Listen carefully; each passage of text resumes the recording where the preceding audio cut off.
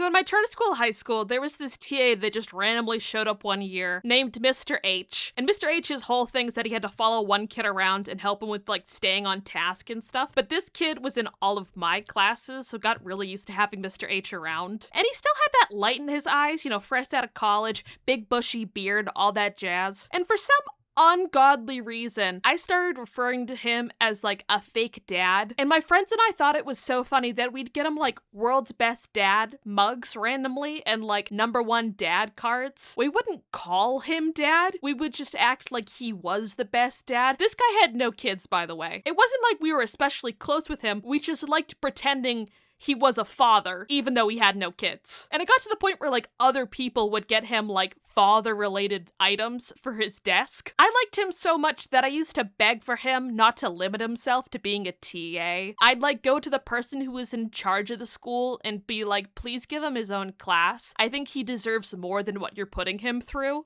And somehow that worked. He did get his own like literature class after that year. And he became immediately part of the ecosystem. Everyone loved Mr. H. He was so fun, so cool. He was also really obsessed with Bob Dylan. Some people just get that gene. I don't know what it is. He'd worm it into every conversation. I don't know why. All that's to say, we also had another teacher that joined around that time named Mrs. R, who was a real like firm lady, but they were both around the same age. Just, some good coworkers that both had to deal with this wacky group of children. And another notable detail about Mr. H is that he had a long-term fiance. And sometimes she would come in to visit and she'd be like, why do you guys call him dad? And we'd be like, oh, mind your own business. And then we used to tease him like, hey, if you've met our family and all this stuff, why haven't you married her? And he'd kind of like shrug and be like, ugh, you don't get it, you're so young. And we'd be like, no, yeah, why haven't you married her though? And the same went for Mrs. R. She had a partner and they were set to get married too. We had these two teachers, both had fiancés. And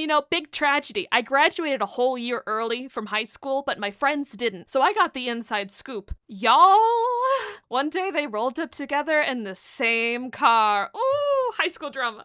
At our small little high school, they realized that they had feelings for each other, and they gave up on their long-term fiancés to find true love at a charter school. Isn't that sweetums? Anyway, I hope he's actually a dad now. If he is, I want the mugs back. It gets rid of the fun irony.